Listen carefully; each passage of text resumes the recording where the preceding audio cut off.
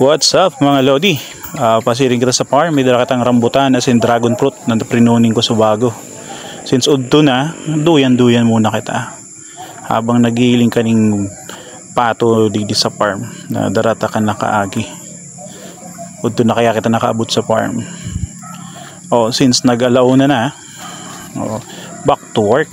Tanom tatulo si rambutan. Nakapas forward lang kita kayan dyan. Sige, Rob. Yan, nakalinya man girara yan sa may limonsito. Tang limonsito tas sa part na yan dyan, nakalinya.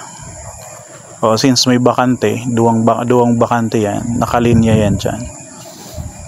Ito nakatumba na to, si Chesa ito, naumungan na yan. Kaso si pagbagyo natumba. Hindi naman si Saro, narambutan.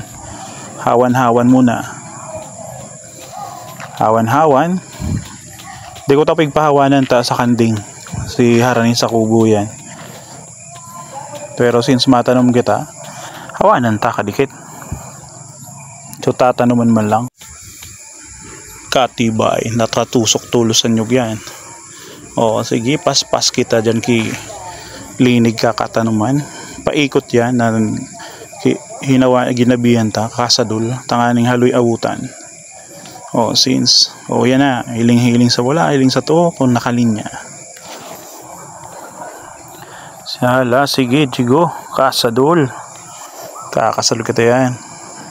Yan ang mga exercise ta pag Domingo.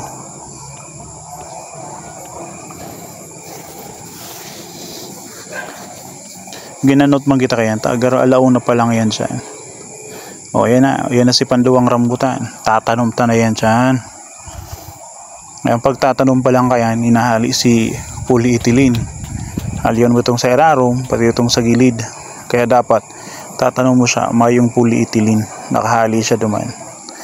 Since walumhok yan, tagaro binubuhan duman. Nag-crack stick yan kan. Pasiguro na lang kitang mabubuhan. Yan na. Gadot-gadot. Since may kanding kita, pre-range lang pati na. Lagantayanin ko yan, taldok. Pero kinagayin kang kanding sa farm, dahil baga nagkakakan. Igo kaning laylay duman na rambutan. Dahil man pinagkakakan. Ayan na, nakakuha na kita ng taldok dyan. Si Chesa ayan, na pinatol kasi pagawan. Si Sanga. Sige, hawan pa sa pagiligid. Tapos tigdi naman kita sa part na ni. Iyon yung primerong raya kang pinya na nagbunga na. Sa ibang linya, mayu pa. Yan lang. Yan ba lang si nagbunga dyan.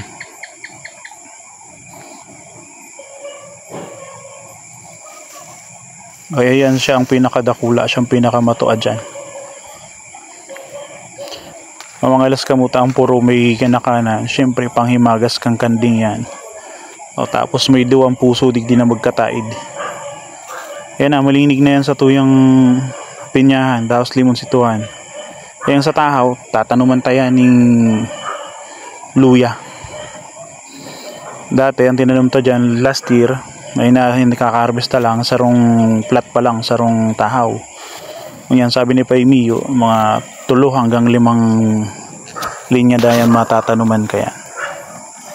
Ngayon pambayawas na ni, puputulon ta ni, titrimon ta lang. Digdi pa lang sa lugar na ni, digdi tinanom si luya. May hinarbes.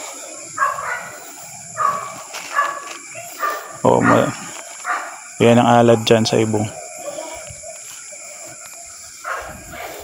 Tapos digdi man sa dulo, yaman man digdi sa mga kanding.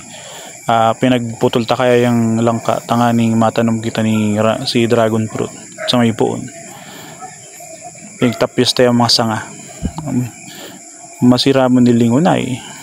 Siram na siram si mga kanding. Pati si mga baby goats ninda. Nagkakaka naman. 1 month old pa lang yan. Pre-range. Yang duwa. Kaiba na dyan si Saro. Tapos yun na, natanom ta na sa may kubo yan. Ayan lang. Salamat sa pagdalan mga Lodi. Natapos nindo.